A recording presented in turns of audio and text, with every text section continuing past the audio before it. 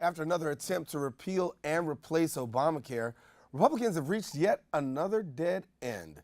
3 Republican senators spoke out against the health care bill, causing it to collapse. Meanwhile, President Donald Trump has stated that Republicans will not own it and will let Obamacare fail.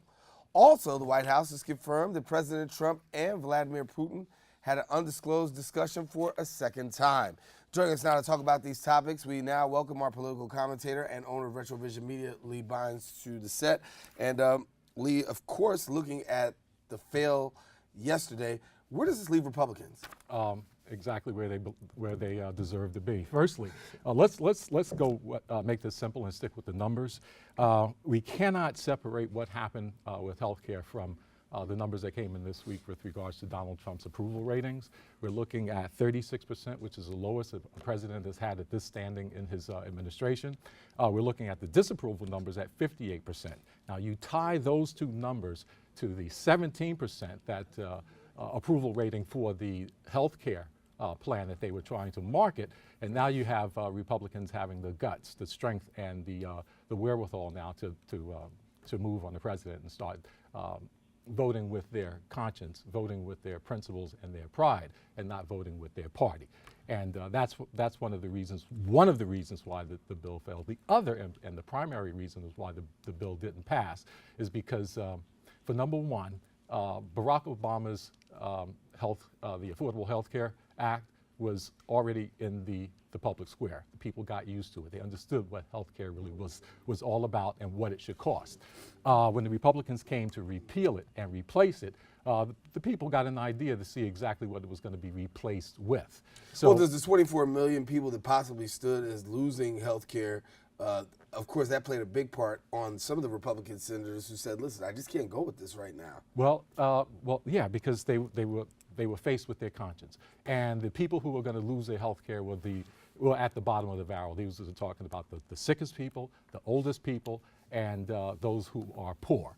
Generally, that's not particularly a constituency that's going to have much power in Washington. What happened is that the public overall rose up and said something. We had 450,000 doctors were represented when their lobbyists went to tell Congress that, look, this stuff will not fly. And when you're talking about physicians, their primary objective is to do no harm. And to sign off on this bill or not fight as hard as they could obviously they're harming the people that they are hired to protect and handle the most. Let me jump here and ask about Sure. What does this do for the president, given the fact that he went into office saying, listen, his main job was going to repeal and replace Obamacare.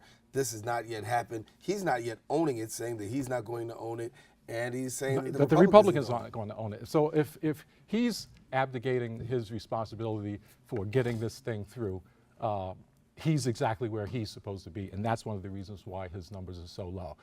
The fact that he's willing to walk away from this issue, which is 1/6 of the U.S. economy. We're talking about trillions of dollars. We're talking about millions of people, and he's going to walk away and leave as many as 32 million people down the line uncovered. I don't see how he could take that or any of these ideas into the 2016 elections and expect to come out on the winning end. So looking forward, what does this do for the upcoming midterm elections? How does this play out? Do the Republicans take a black eye on this one? You know what? As bad as the numbers are, and they are horrible, and they pretty much should project a bloodbath in the midterm elections, the Democrats have a responsibility now and an opening to come in and be the heroes. They can wind up rescuing this situation.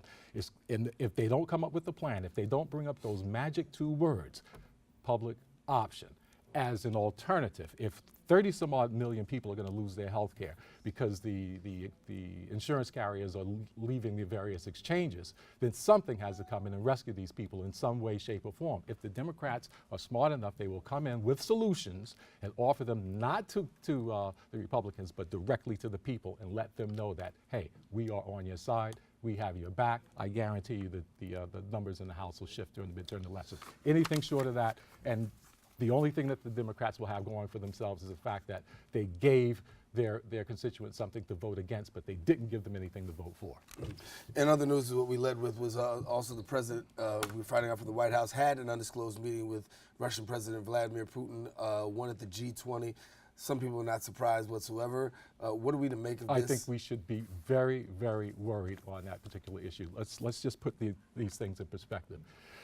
Vladimir Putin, well, whereas Donald Trump is arguably the most powerful man in the world because of the military, the economy, and the United States, and history, and all of that kind of stuff, his adversary is the most dangerous man in the world because Vladimir Putin has a plan. I mentioned last week on this program that I wrote a book. I studied this man for the last 5 years very, very carefully.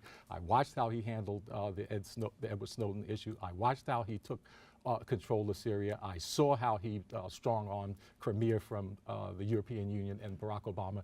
I saw how he calculated the fact that he could, the prize that he was getting by breaking up Ukraine was worth the sanctions that would be placed upon him because he knew down the line he had avenues and ways to get those sanctions relieved down the line. When I look at this as an analyst and I go back and look at what James Clapper said and John Brennan said with regards to whether or not the Russians changed the outcome of the elections by way of the hard way, by going into the ballot and changing the numbers to make sure that Trump won. That's not what he did. I agree with that. Where I do disagree with the intelligence community is the fact that yes, he did get the person that he did because by releasing those damaging emails that they were able to get from the DNC to be able to show Bernie Sanders voters that they were being locked out of the process. He changed not the vote, he changed people's minds. Whereas we will never know how many people You're who saying did perception. He changed their perception of what was going on. So let me go on the critic side. The critics say, listen, two world leaders can meet. What's the problem? They're world leaders. Why not have the opportunity to meet? Because if we keep this in context, and one of the reasons why Donald Trump and his family and his associates and related individuals around him are in so much trouble is because of the fact that he has the appearance of being compromised. The word in Russian is compromis. Compromis means it's a concept they use where they gather intelligence on people, they get dirt on people. They have what's called these honey spots where you go over there, you're a businessman, you got a lot of dough, your wife is at home, and they invite you to a party and set you up with a nice young lady in a room with cameras. And then, you know what, a couple of years later, if you happen to be in a position where where you could do them a favor, that's when they let you know that you've been compromised. Now, whether or not Donald Trump has been compromised in that way is difficult to say, but I do know that there was an intelligence dossier put together on him by a guy named Christopher Steele. Christopher Steele put together this whole package of information with a lot of stuff in there that was extremely damaging and derogatory to the president. But I will not mention any of that stuff on this show because a lot of that information hasn't been confirmed. But the man just sitting with Vladimir Putin, only his interpreter is there. No one is at Donald Trump's side to kind of protect him, guide him, give him some clues as to what he should say and what he shouldn't say. That was a very dangerous thing to happen.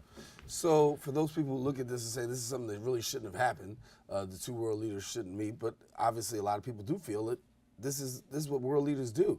And the Trump camp says, listen, we met, we talked, and that's it. Yeah, but the problem with that is that this was an event for the G20 leaders and their spouses. So we're talking about a grouping of 40 people in that room. Donald Trump didn't spend that much time with any of his friends and allies. He spent nearly an hour in a corner talking to Vladimir Putin. And considering how much credibility the president has when he says that nothing happened, it was just a matter of pleasantries and how you doing and how can we get along better, et cetera, et cetera, et cetera, it's difficult to believe him.